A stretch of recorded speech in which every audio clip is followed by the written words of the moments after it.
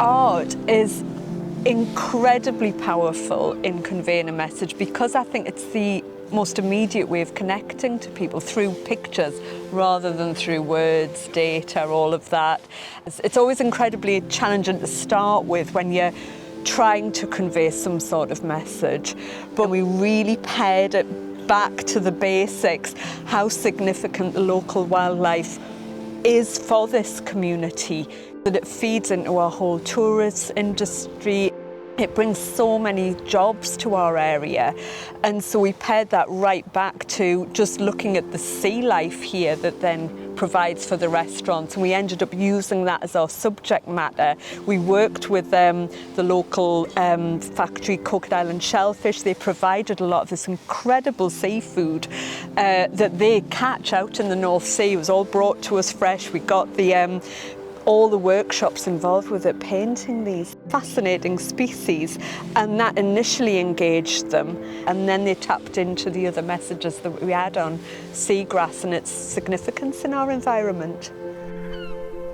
I think what really worked about the project was we were really able to empower communities through some of the work that we did. So we went round all the different art groups in very rural, quite isolated areas, and through a creative programme that we worked on as Dovecote Street Arts, we developed a series of workshops that were able to really kind of enable the members of those groups to have a creative engagement with nature, and we subsequently were able to take those groups out to Lindisfarne and enable them to see the seagrass in a natural environment. So we're able to kind of back that up with a lot of learning in the background, kind of teaching people how to go out into nature and kind of be inspired, but also be equipped and have the tools to turn that into artwork.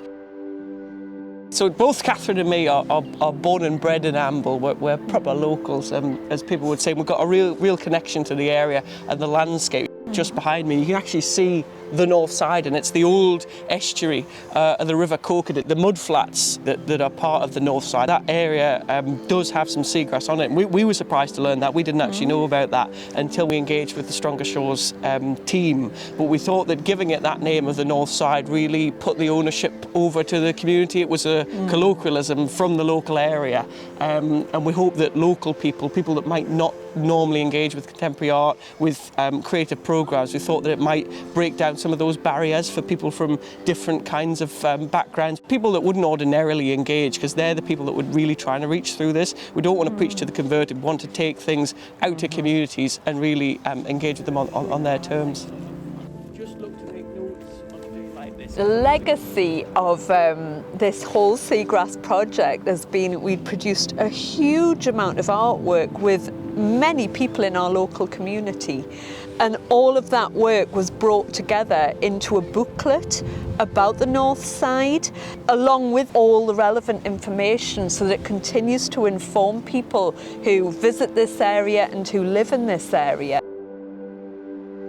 Also, people that actually attended our workshops, of which there was a huge number, with the funding they were provided with art materials and very much encouraged to continue going outside into this beautiful environment where we live to produce artwork. And we can see that on social media that they are continuing to do that.